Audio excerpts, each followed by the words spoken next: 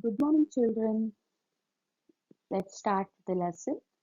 In our previous class, we saw an introduction to soil, right? And also we know that how soil is important to a plant. So keeping all this in our mind, we will get into the chapter 1, that is crop production and management.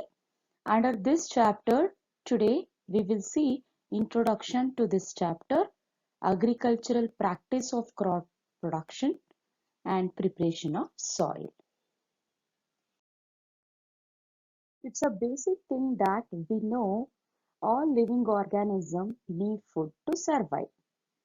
And to require a food, only plants can make their food, right? So only plants that can synthesize their own food. So can you recall some green plants which synthesize their own food? Yes. Animal, including we humans, we cannot prepare our own food. So that is the reason we depend on plants for food. Right. So, by the way, why we need food, why we should eat food? So, to obtain energy. So, why we need energy?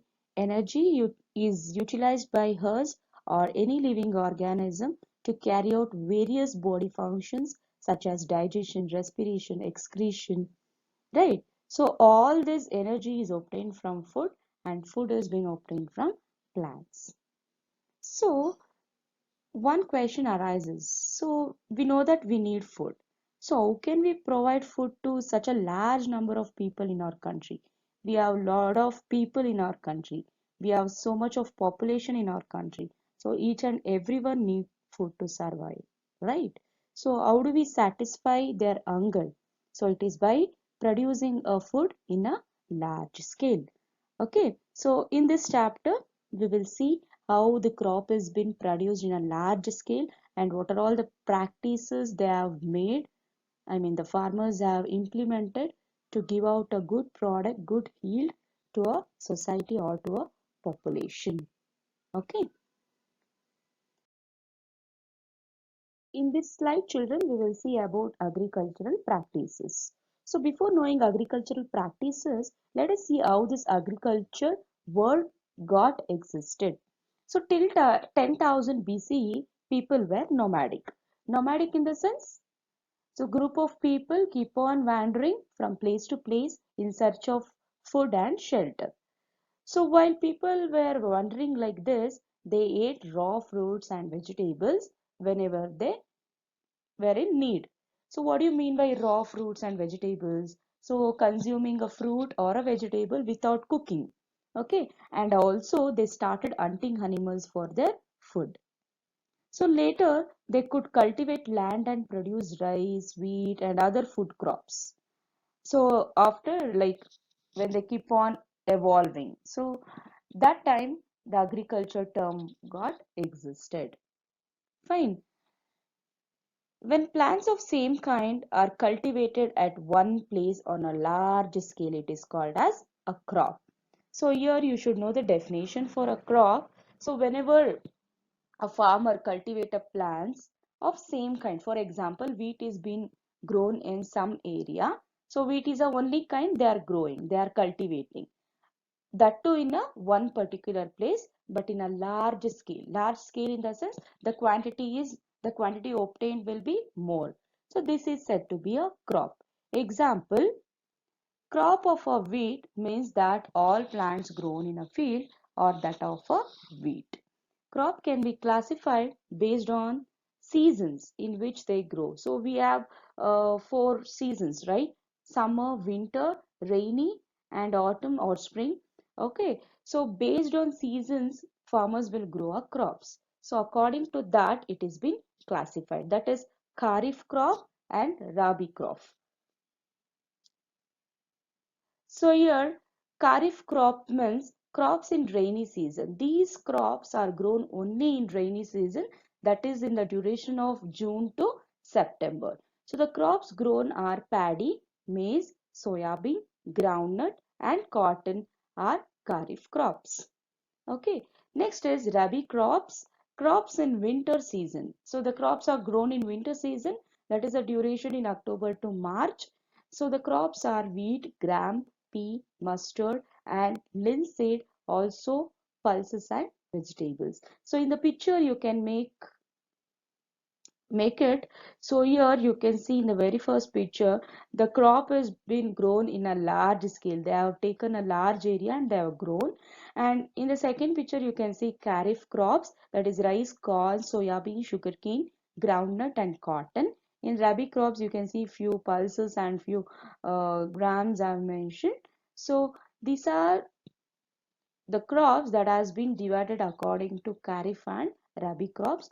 This is very important thing, you should make it down, the definition of a crop, and what are the two types of crops that have been grown according to season, that is kharif crop and rabi crops. Okay, in this slide we will see what are the basic practices to produce a crop. Okay, so before that, know the definition for agricultural practice. Cultivation of crops involves several activities undertaken by farmers.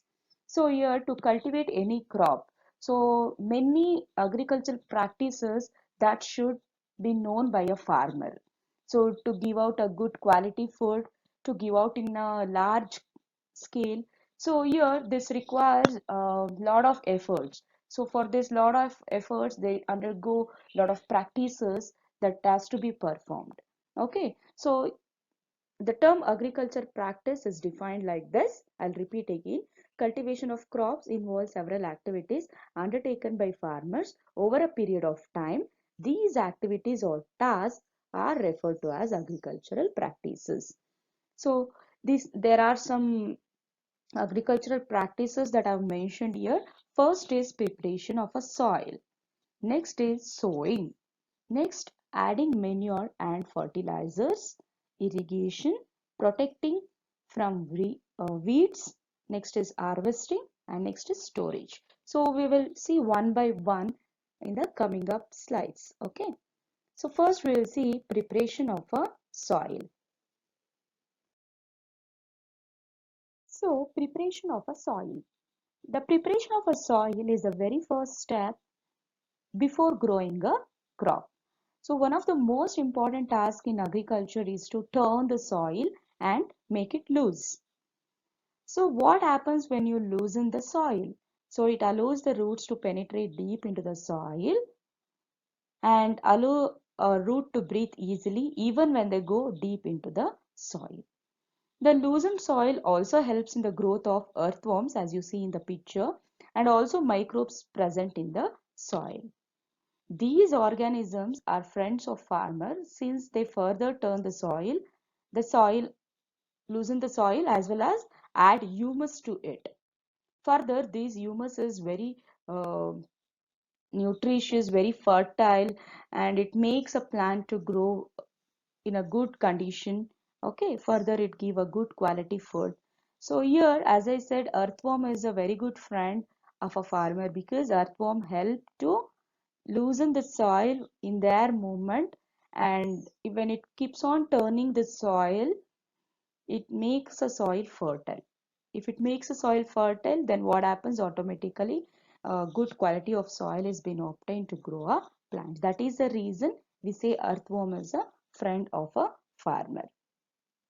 So you have learned in your previous classes that soil contains minerals, water, air, and some living organism, that is microorganisms. In addition, dead plants and animals get decomposed in soil. In this way, various nutrients in the dead organisms are released back into the soil.